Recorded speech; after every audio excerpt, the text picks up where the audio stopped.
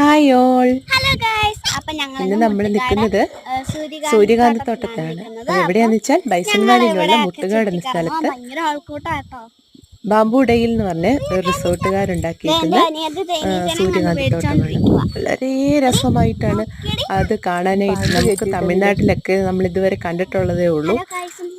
അപ്പം നമ്മളിന്ന് പോയി അവിടെ കണ്ടു.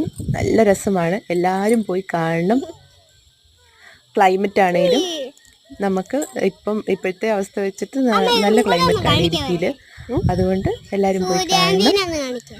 പിന്നെ മക്കൾക്കൊക്കെ ഒത്തിരി ഇഷ്ടപ്പെടും. ഇപ്പം വെക്കേഷൻ ടൈം ആയതുകൊണ്ട് എല്ലാവർക്കും ഇഷ്ടപ്പെടും. എല്ലാവരും പോയി കാണണം, അഭിപ്രായങ്ങൾ പറയണം.